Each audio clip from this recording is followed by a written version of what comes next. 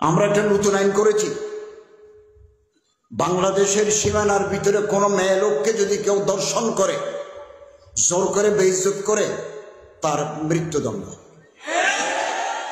অথবা যাবজ্জীবন কারাদণ্ড। যতদিন মওত হয় নাই ততদিন জেলে থাকতে হবে।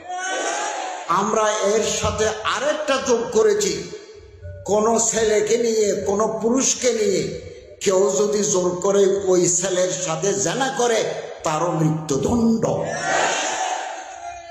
এটা আমরা আইন পাস করে দিয়েছি। বেরেশ দাড়ি গজায় নাই এরকম কোন ছেলে নিয়ে যদি কেউ বেড়াতে যায়, বিছানা কান্দি, কুয়াকাটা, কক্সবাজার, এবং এই ছেলে যদি অভিযোগ করে I have been insulted, I have been raped, তাহলে আদালতের মাধ্যমে সাক্ষী পাওয়া যেভাবে নিয়ম আছে, নিয়ম মাফিক হয়তো মৃত্যুদণ্ড, না হলে সারা জীবন জেলে থাকতে হবে। এটা আমরা করেছি। আমরা একটা নতুন আইন করেছি, বাংলাদেশের সীমানার ভিতরে কোনো মেয়ে লোককে যদি কেউ দর্শন করে, জোর করে বেইজ্জত করে, তার মৃত্যুদণ্ড অথবা যাবজ্জীবন কারাদণ্ড।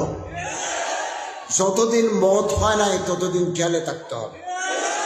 আমরা এর সাথে আরেকটা যোগ করেছি, কোন ছেলেকে নিয়ে, কোন পুরুষকে নিয়ে কেউ যদি জোর করে ওই ছেলের সাথে জেনা করে, তারও মৃত্যুদণ্ড।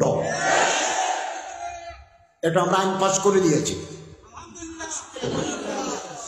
বেরেশ দাড়ি গজায় নাই এরকম কোন ছেলে নিয়ে যদি কেউ বেড়াতে যায়, বিছানা কান্দি, কুয়াকাটা, কক্সবাজার, এবং এই ছেলে যদি অভিযোগ করে I have been insulted, I have been raped, তাহলে আদালতের মাধ্যমে সাক্ষী পাওয়া যেভাবে নিয়ম আছে, নিয়ম মাফিক হয়তো মৃত্যুদণ্ড, না হলে সারা জীবন জেলে থাকতে হবে।